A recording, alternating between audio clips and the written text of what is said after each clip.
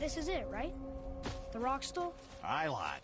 The Council of Valkyries. The Valkyries are of Valhalla, are they not? Glad to see you're paying attention, brother. You are correct. Valhalla, the great hall of the Einherjar, is their home within Asgard. But while there, they are subject to the scrutiny of the All-Father himself.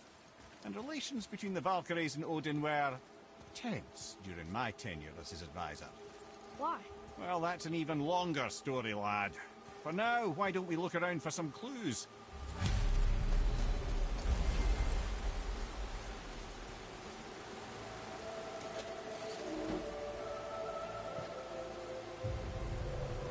Whoa, you're back.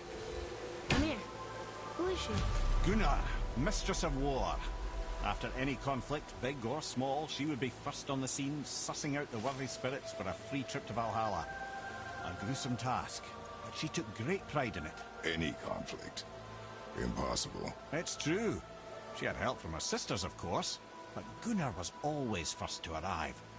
Her judgment of the fallen was unparalleled, and an invaluable resource to Odin. She was one of his favorites.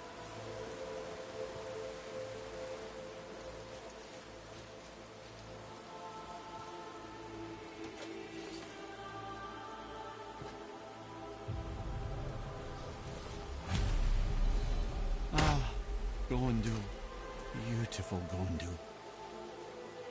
And? Huh? That's it? Beautiful Gondul? No story or anything? Oh, sorry, lad.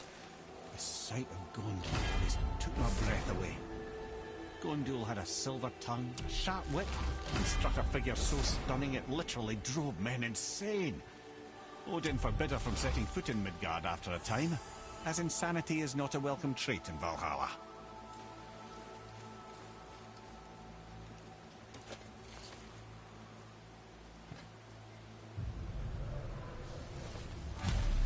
This is none other than Geirdriful, the Master of Arms in Valhalla, responsible for arming and training Odin's Einherjar.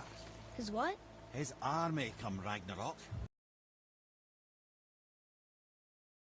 They are, wait in the Great Hall endlessly, feasting, drinking and fornicating themselves silly.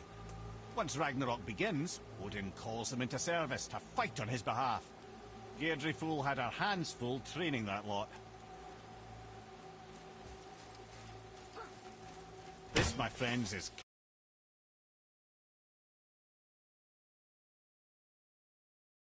Now, Valkyries are volatile by nature, but Kara, the lass is Wild Storm personified.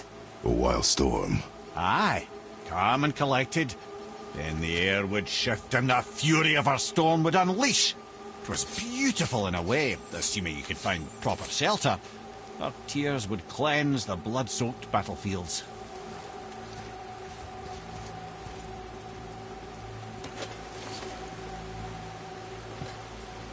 Although that is what they're most famous for, and by far their greatest responsibility. You've seen what happens to the dead without the judgment of the Valkyries. Hellwalkers. That's right. Rota, Gunnar, Skuld. Without them to clean up the aftermath of battle, hell overflows with souls meant for Valhalla. A sorry state of affairs. Rota must be beside herself. Ah, here we have Air, the healer. A Valkyrie healer? Strange. Air was strange, as a matter of fact. Very quiet, very calm.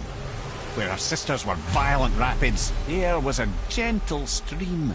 She healed the wounds of both mortals and gods, and even a certain all-knowing sage who once drank too much and fell off a mountain. Not my proudest moment. Well, well, healed her, Mistress of Battle. She and Odin got on quite well, actually. Her and the other Valkyries, not so much. She would spend most of her time here in Midgard observing discord between the living, and sewing some up herself from time to time. She lived for conflict. Some say she was conflict personified. I wonder what will become of her now that she's free.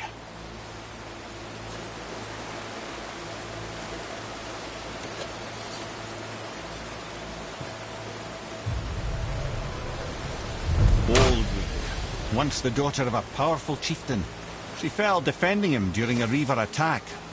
Olrun was escorted to Valhalla, where she chose to devote her afterlife to the pursuit of knowledge above all else.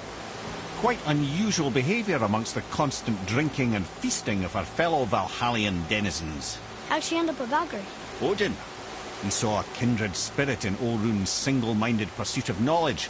He appointed her as the Valkyrie's resident historian.